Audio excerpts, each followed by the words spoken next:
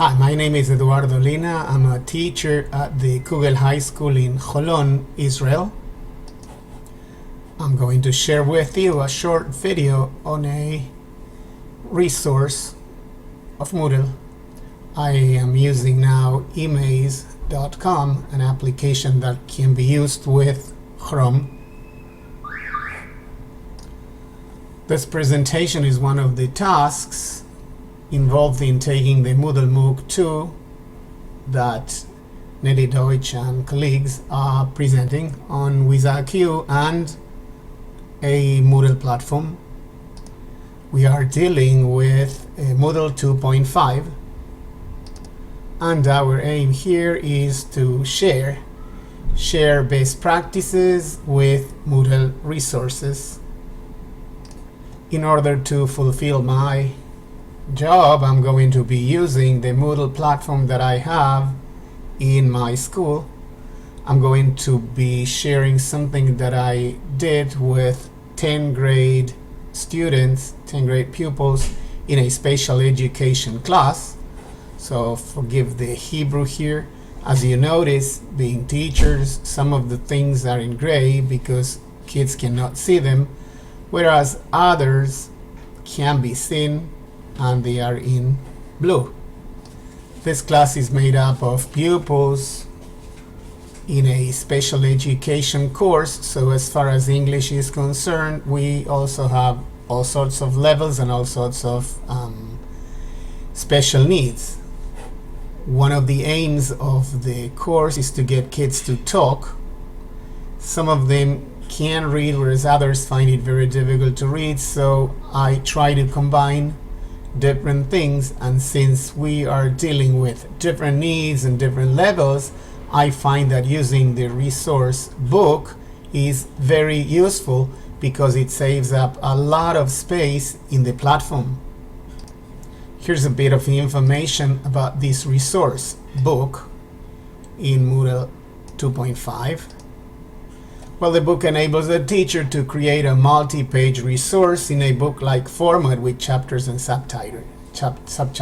chapters. Now, as I said, you can combine files as well as text, and it is very useful because it saves a lot of space. So what do I do with the book resource? Well, for example, one of the things that I do with it is to have students listen to as much as English as possible. Since, as I said, some of them cannot read, whereas some others find it difficult to read, I try to help them decode, for example, because in my classes I simply blend Moodle with the traditional classroom framework. Now, these children, just like any other child, these children have different ways of learning. Some of them are better at listening, whereas others need to have things visual.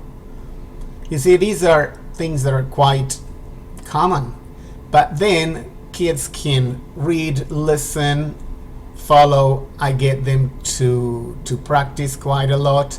Some of them also need this type of chart that tells them when they can use these things, because as I said, the gaps, the level is quite varied. The book resource allows me to divide everything into chapters and sub-chapters. Here's some practice in common expressions. You see the kids listen, and then we go back to this in class.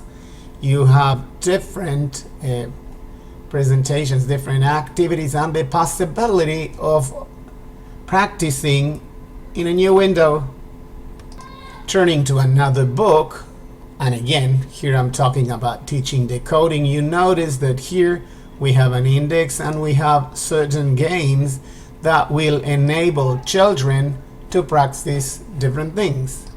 It certainly happens that links don't work right away, but as you see, this will help children do different things in a visual way.